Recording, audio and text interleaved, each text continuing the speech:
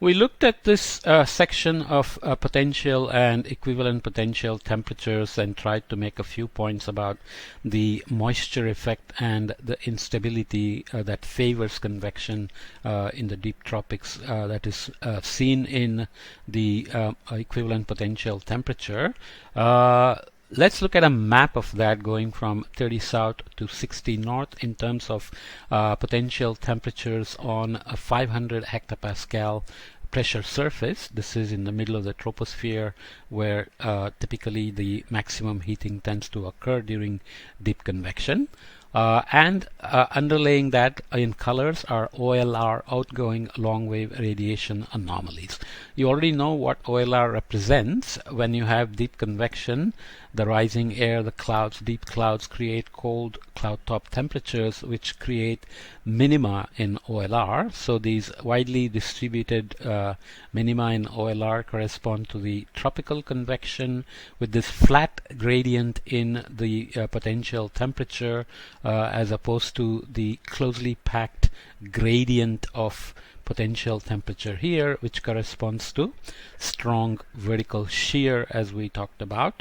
So that's on January 4th of 2011, which is a winter month, and you can see that the winter hemisphere has sharp gradient, stronger jet stream than the summer hemisphere, and the instabilities in this zonal jet are seen as Rossby waves here, which we will learn more about. These are the extratropical Rossby waves, which typically happen because of this battle between high pressure cold Arctic air pushing against the jet stream and the warm subtropical air. So you can see the warm airs invading this way and the cold air coming down that way. And you have the mid-latitude storm track showing convection, which happens essentially in a very different process. It's a baroclinic instability process as opposed to here where the system is more baroclinic and there are these weak temperature gradients.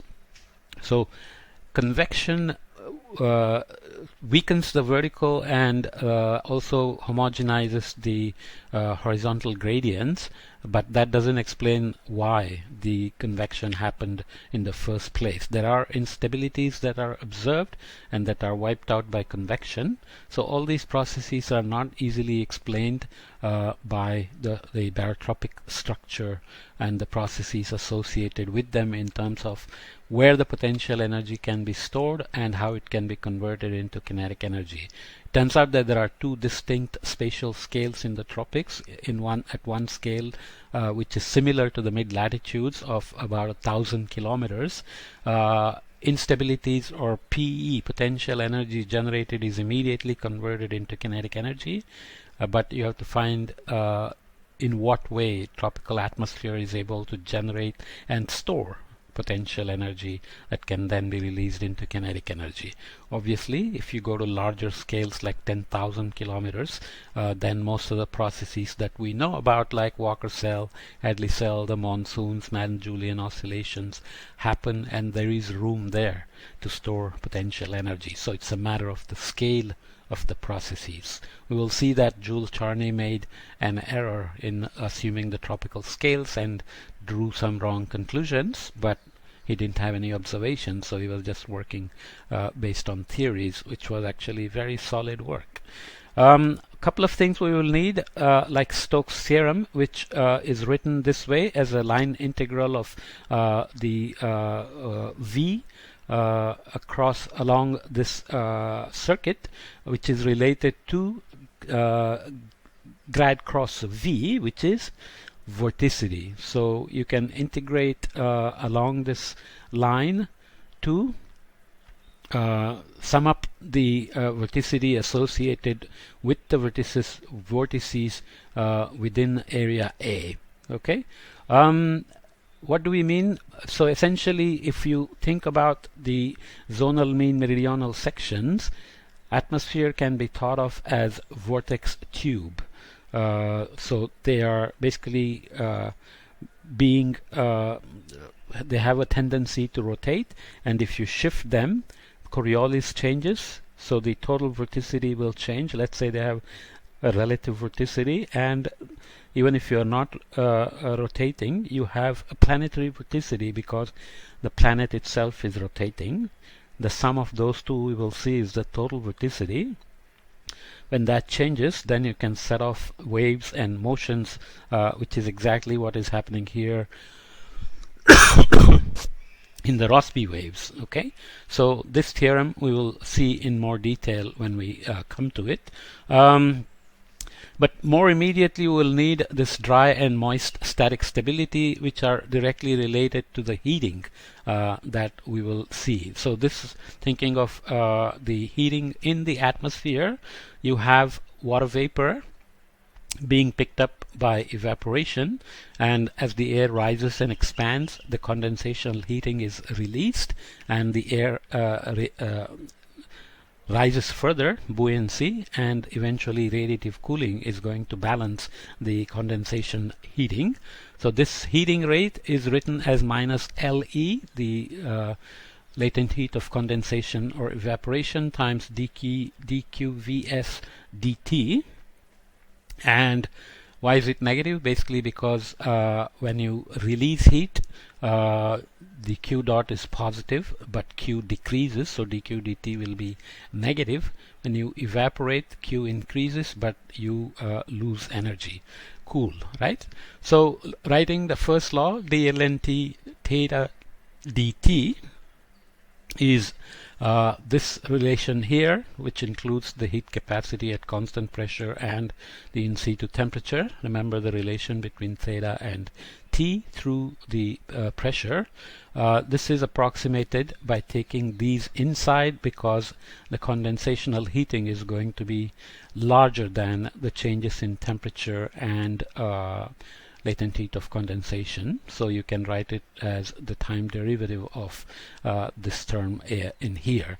So stability in this case, basically if you have vertical motion, then there is dQvs dt that is going to add to this heating rate. But if the there is subsidence, then there is adiabatic compression, heating, and evaporation. So there is dQ dt is 0. Okay, so when you have rising motion, you change Q in time by condensation, expansion, condensation, adiabatic motion still. So that's what gave us the potential equivalent potential temperature in terms of potential temperature as an exponential of the same expression in here. Right? So this we can write in terms of the energy equation, d dt plus advection of potential temperature plus vertical motions related to the stability. Stability is essentially how the temperature is going to change in the vertical. Right? If you have inversion, or if you have weak gradient which allow convection to happen, and so on, as we saw in the equivalent potential temperature distribution in the meridional, we saw that there was a negative gradient. So gamma E here, the stability parameter, is d ln theta E dz for QV being greater than saturation and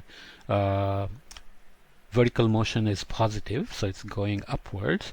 And when you are subsiding, obviously water vapor is less than saturation, you are evaporating, and you have the ln theta dz as the stability parameter. Okay, it will become clearer as we see more examples. We'll kind of try to say that the extratropics are basically baroclinically unstable and mostly in geostrophic balance, or slightly away from geostrophic balance in what is called quasi-geostrophic motion.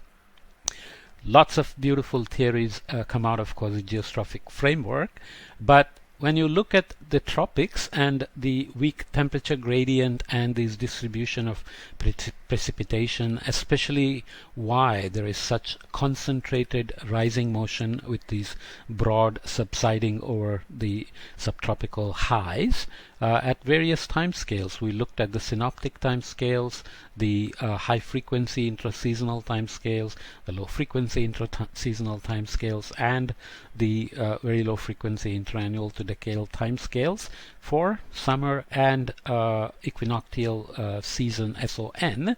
Then the main point is that quasi-geostrophic theory doesn't begin to explain the tropics. We will need to understand many other issues and see what are the conundrums, what are the open questions, and what is very well understood, and what makes sense in terms of the scales and consistent with the barotropic structure of the tropical atmosphere, and then how that forces and interacts with the ocean. Okay.